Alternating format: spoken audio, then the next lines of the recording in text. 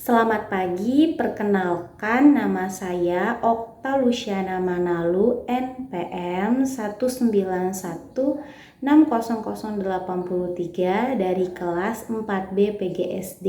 Di sini saya akan menjelaskan pemaparan tentang multimedia pembelajaran. Yang pertama adalah media pembelajaran. Pada hakikatnya, media pembelajaran merupakan proses komunikasi, yakni proses penyampaian pesan dari si sumber pesan melalui media atau saluran tertentu kepada si penerima pesan. Sumber pesan, media, dan penerima pesan merupakan komponen-komponen dari komunikasi. Media sendiri berasal dari bahasa Latin, yaitu kata medium, yang artinya adalah perantara atau pengantar. Dalam bahasa Arab, media juga diartikan sebagai perantara atau pengantar pesan.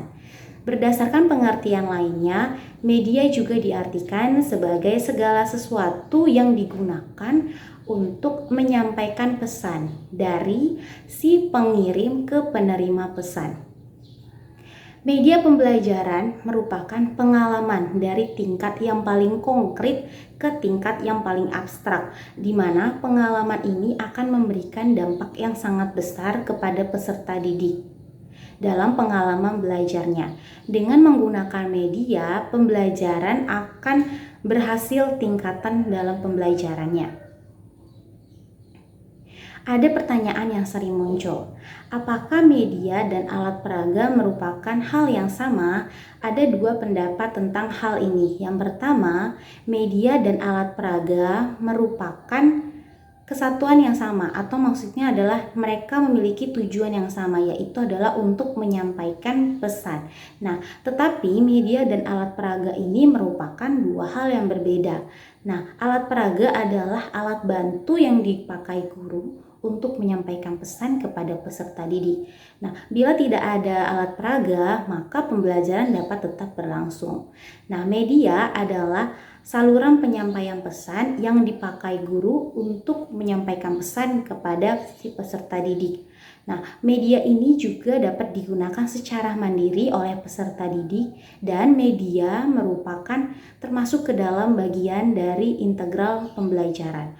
Sehingga ketika tidak ada media, maka pembelajaran tidak dapat berlangsung.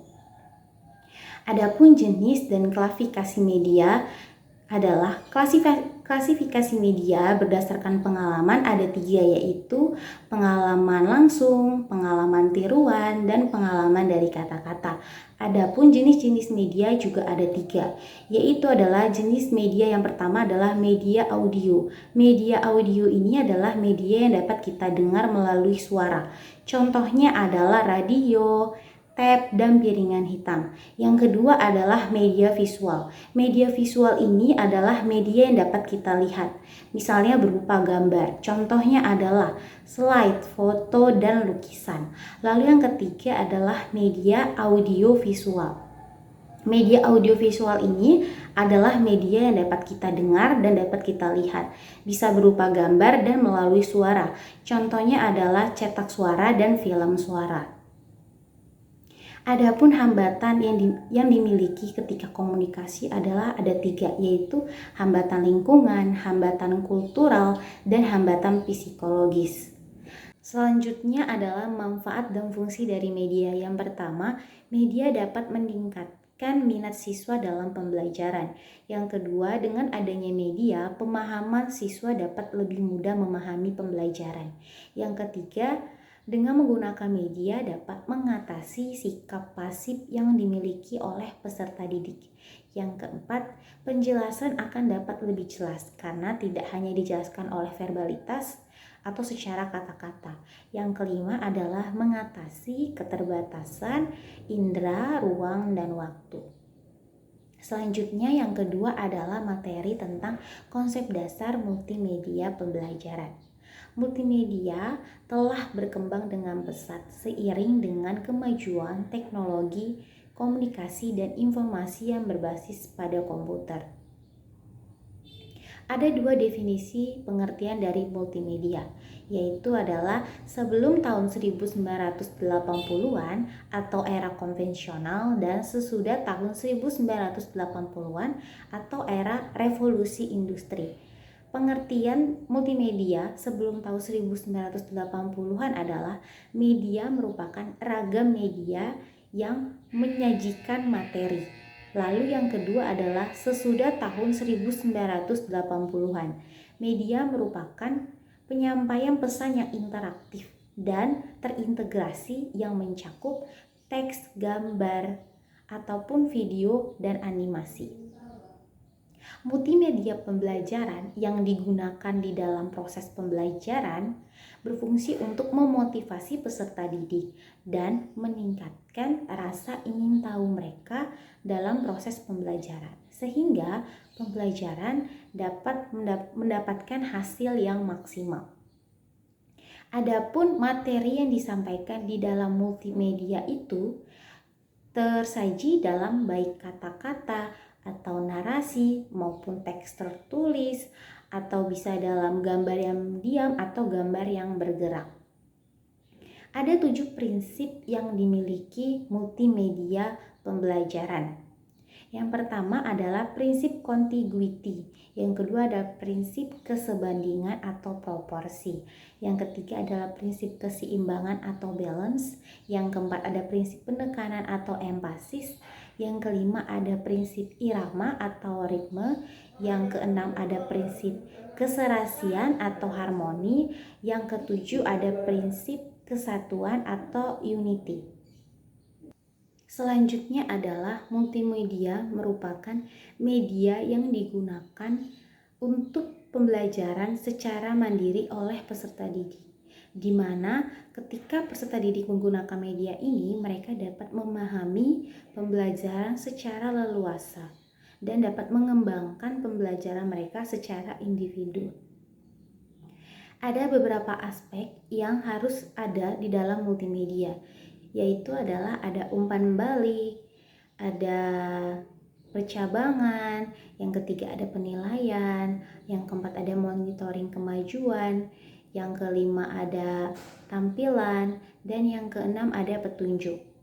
Yang ketiga adalah cara pengembangan multimedia. Penggunaan multimedia dalam sistem belajar mengajar memungkinkan peserta didik dapat berpikir secara kritis dan mengumpulkan informasi terlebih dahulu serta dapat meningkatkan motivasi mereka dalam belajar. Penggunaan multimedia ini juga mengharapkan adanya peserta didik untuk memilih atau memutuskan perangkat keras atau perangkat lunak apakah yang akan digunakan dalam pembentukan multimedia. Misalnya, elemen-elemen apa saja kan yang ada dalam multimedia, lalu interface presentasi seperti apakah yang diinginkan, lalu penggunaan multimedianya itu seperti apa. Selanjutnya adalah tahapan multimedia. Yang pertama adalah multimedia pra-authoring atau perakitan elemen multimedia. Pada tahap ini kita disuruh untuk memutuskan atau memilih elemen-elemen apa saja yang akan kita gunakan untuk memilih multimedia. Misalnya segala bentuk dokumen, kertas, gambar, atau video-video yang kita kumpulkan dan yang telah kita dapatkan itu kita konversikan dalam bentuk digital dan kita simpan di dalam komputer. Yang kedua adalah tahapan multimedia authoring atau makromedia director. Pada tahapan ini, elemen-elemen media yang telah kita kumpulkan tadi, kita konversikan, kita imporkan, dan kita simpan di dalam personal komputer dengan software Macromedia Director. Nah, pada tahap ini, keseluruhannya itu akan kita gabungkan dan kita jadikan satu aplikasi akhir yang dalam bentuk presentasi, di mana presentasi ini akan menyampaikan informasi dalam proses belajar mengajar. Lalu selanjutnya adalah tahapan pasca authoring atau kemasan dalam pengiriman. Pada tahap ini, aplikasi akhir yang merupakan gabungan dari semua elemen multimedia itu memiliki penyimpanan yang sangat besar. Sehingga pada tahap ini kita memindahkan aplikasi ini dalam bentuk CD, sehingga tujuannya adalah kita dapat efektif memakai multimedia ini dalam proses pembelajaran. Lalu selanjutnya adalah prosedur dan tahapan pengembangan. Tahapan pengembangan software ada 5, yaitu ada penggunaan, lalu ada pengamatan, yang ketiga ada analisis, yang keempat ada reka bentuk, yang kelima ada implementasi. Dalam pembentukan multimedia diperlukan banyak peralatan, misalnya hardware dan software. Perangkat lunak yang digunakan untuk membuat program multimedia ini kita bisa sebut sebagai multimedia authoring system, atau bahasa lainnya kita bisa sebut dengan authoring software.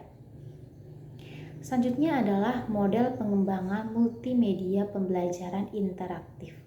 Adapun beberapa model-model pengembangan multimedia, yang pertama ada model APED atau model APPED. Nah, model ini adalah model pengembangan yang terinspirasi dari penelitian R&D.